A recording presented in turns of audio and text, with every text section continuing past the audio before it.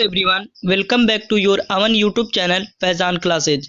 आज हम लोग क्लास 12th हिस्ट्री का चैप्टर 5 जिसका नाम है यात्रियों के नज़रिए। तो आज हम इस वीडियो में इसका पार्ट 2 देखने वाले हैं। इसके पहले पार्ट में हमने भारत की यात्रा करने वाले मुख्य यात्रियों में से अल-बिरूनी के बारे में चर्चा किया था। आज हम दूसरी यात्री यानी कि इब्न बतूता के बारे में देखेंगे। तो देखते हैं ज़रा कि इब्न बतूता कौन थे।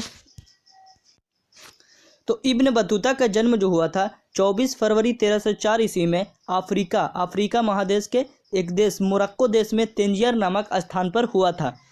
इब्न बतूता के परिवार के सभी सदस्य अत्यधिक शिक्षित एवं सम्मानित थे। इसी परंपरा के अनुसार इब्न बतूता ने भी कम उम्र में ही साहित्यिक एवं शास्त्रीय शिक्षा हासिल कर ली थी। इब्न बतूता को एक हठीला यात्री यानी कि जिद्दी यात्री कहा जाता था, क्योंकि उन्हें यात्राएं करने का बहुत शौक था। अपनी इसी रुचि के कारण इब्न बतूता ने अनेकों जगहों जैसे कि इराक, मक्का, सीरिया, यमन, ओमान आदि की यात्रा की। 1332 में वो भारत की यात्रा करने के लिए निकले एवं 1333 में वो सिंध भारत पहुंचे। इसके बाद वह दिल्ली के सुल्तान मोहम्मद बिन तुगलक से मिलने के लिए दिल्ली आए। मोहम्मद बिन तुगलक इब्न बतूता के ज्ञान से बहुत प्रभावित हुए और उन्होंने अपने राज्य में इन्हें काजी यानी कि न्यायाधीश पद प्रदान किया। किन्हें? तो इब्न बतूता को। भविष्य में राजा और इब्न बतूता के बीच कुछ गलतफहमी होने के कारण उन्हें कुछ समय के लिए जेल में बंदी बनाकर भी रखा गया, परंतु गलतफहमी ठीक होने के कारण उन्हें जेल से बाहर निकाल दिया गया। घूमने में रुचि होने के कारण दिल्ली के सुल्तान द्वारा इन्हें मंगोल के शासक चीन के पास राजदूत के रूप में भेजा गया। तो इसी यात्रा के दौरान उन्होंने एक पुस्तक की रचना की जिसका नाम रिहिला रखा गया, किताबुर रिहिला। 1347 में इब्न बतूता ने घर वापस जाने का फैसला किया। तो यहाँ तक की जितनी भी बातें उल्लेख की गई ये इब्न बतूता की जीवनी है, यानी कि इनके जीवन के बारे में बताया गया है। अब देखते हैं कि रिहिला क्या था और उसमें कौन कौन सी बातें वर्णन की गई थी। रिहिला या किताबुर रिहिला, इस पुस्तक का निर्माण इब्न बतूता द्वारा किया गया। यह पुस्तक सरल अरबी भाषा में लिखी गई थी, यानी कि अरबी भाषा में यह लिखी गई थी। इब्न बतूता की पुस्तक रिहिला में वर्णित मुख्य बातें: पहला है भारतीय शहर, कृषि, दास प्रथा, डाक व्यवस्था, नारियल और पान। तो रिहिला में वर्णित मुख्य बातें: पहला है भारतीय शहर। इब्न बतूता के अनुसार भारतीय शहर घनी आबादी वाले थे, यानी अधिक जनसंख्या वाले होते थे। यह क्षेत्र अवसरों से भरे हुए थे, यानी कि यहाँ पास आएंगे तो आपको कुछ न कुछ काम मिल ही जाएगा। शहरों में रहने वाले अधिकांश लोग समृद्ध थे। इन शहरों में बड़े बड़े भीड़ भाड़ वाले बाजार हुआ करते थे। यह बाजार चमक दमक और वस्तुओं से भरे होते थे।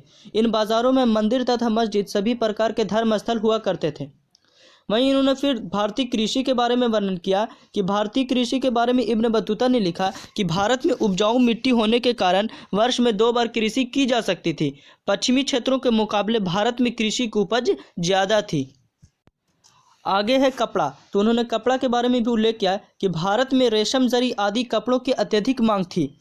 भारत में मलमल के कपड़े महंगे थे, इसी वजह से केवल धनी व्यक्ति ही मलमल के कपड़े पहना करते थे। सामान्य लोगों द्वारा सस्ते रेशों से बने कपड़े का प्रयोग किया जाता था। उसके बाद इन्होंने सबसे प्रमुख डाक व्यवस्था, भारत की डाक प्रणाली के बारे में बताया। इब्न बतूता के अनुसार उस समय भारतीय डाक प्रणाली अत्यंत विकसित एवं अनूठी थी।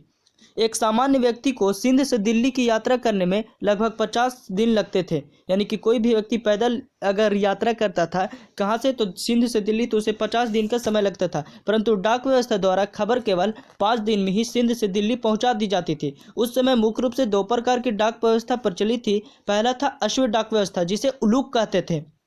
अश्व डाक व्यवस्था के अंतर्गत 4 मील की दूरी पर राजकीय घोड़े होते थे, यानी कि राजा के घोड़े होते थे। इन्हीं घोड़ों के द्वारा एक जगह से दूसरी जगह संदेश को पहुंचाया जाता था। दूसरा पैदल डाक व्यवस्था, इसे दावा कहा जाता था।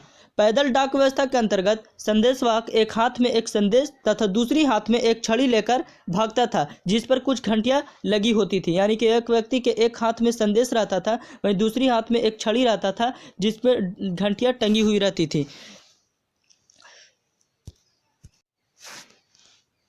यह संदेशवाहक 3 मील तक भागता था। हर मील में उसके लिए 3 विश्राम घर होते थे और हर 3 मील के बाद एक गांव होता था और दूसरा संदेशवाहक वहां से उस संदेश को आगे ले जाता था। इस प्रकार की व्यवस्था संदेश पहुंचने तक चलती रहती थी। यानी कि एक व्यक्ति जो होता था वो 3 मील तक भागता रहता था और भागते भागते वो दूसरे गाँव में पहुँचता था, तो दूसरा संदेशवाहक जो रहता था वो वहाँ से संदेश को लेकर के तीसरे गाँव जाता था। तो इस तरह से यह जो थी पैदल डाक व्यवस्था प्रचलित थी। अगला है नारियल। तो उन्होंने नारियल के बारे में क्या कहा, तो भारत में आकर इब्न बतूता ने नारियल के वृक्ष को देखा। यह वृक्ष हूबहू बिल्कुल खजूर के वृक्ष जैसे दिखते थे, क्योंकि वो अफ्रीका के क्षेत्र में थे और अफ्रीका रेगिस्तानी क्षेत्र है, इसलिए वहाँ पास जो खजूर का दरख्त जो है, खजूर का वृक्ष है, वो ज़्यादातर देखे जाते हैं। तो उन्हें देखकर आश्चर्य हुआ कि ये भी तो बिल्कुल खजूर की तरह ही है। लेकिन नारियल को देखकर इब्न बतूता आश्चर्यचकित हुए। इब्न बतूता ने नारियल की तुलना मनुष्य के शरीर से कर डाली। उसने लिखा कि नारियल बिल्कुल मानव के सिर जैसा एक फल है। इसका ऊपरी हिस्सा मानव की खोपड़ी की तरह कठोर एवं अंदरूनी हिस्सा मानव की मस्तिष्क की तरह कोमल होता है और इस पर लगे रेशे बालों की तरह दिखाई देते हैं। उसने लिखा कि नारियल का अनेकों रूप से प्रयोग किया जाता है। रेशों से रस्सी बनाई जाती है, उसके अंदर स्थित पानी को पिया जाता है एवं अंदर के नर्म भाग को फल की तरह खाया भी जाता है।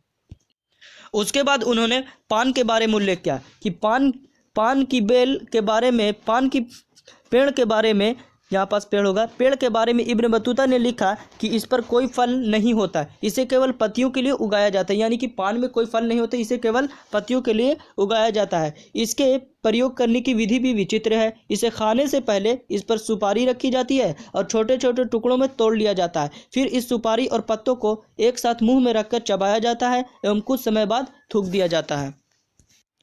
आगे दास प्रथा। तो इब्न बतूता के अनुसार उस दौर में दास सामान्य वस्तुओं की तरह बाजार में बिका करते थे।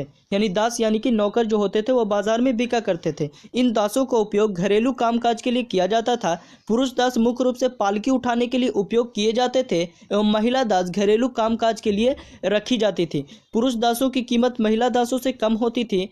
महिला दास संगीत एवं नृत्य कला यानी कि डांस वगैरह में भी निपुण हुआ करती थी।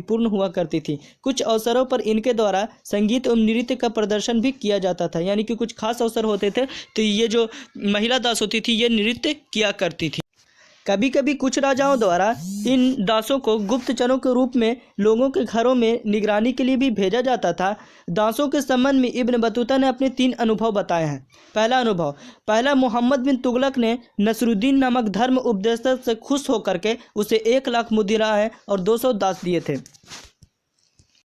दूसरा, जब इब्न बतूता सिंध पहुंचा तो उसने सुल्तान को घोड़े, ऊंट तथा दास उपहार के रूप में दिए। सुल्तान के गवर्नर को भी इब्न बतूता ने, यहाँ पास सुल्तान होगा, सुल्तान के गवर्नर को भी इब्न बतूता ने किशमिश एवं कुछ दास भेंट में दिए। तो आई एम श्योर कि ये सभी टॉपिक्स आपको समझ में आए होंगे। समझ में आए तो इसे लाइक करें और दोस्तों के पास शेयर करें। यदि आपने इसका पार्ट 1 नहीं देखा है तो उसका लिंक डिस्क्रिप्शन बॉक्स में गिवन है, आप वहां जाकर के उसे देख सकते हैं। तब तक के लिए मिलते हैं अगली वीडियो में। Thank you.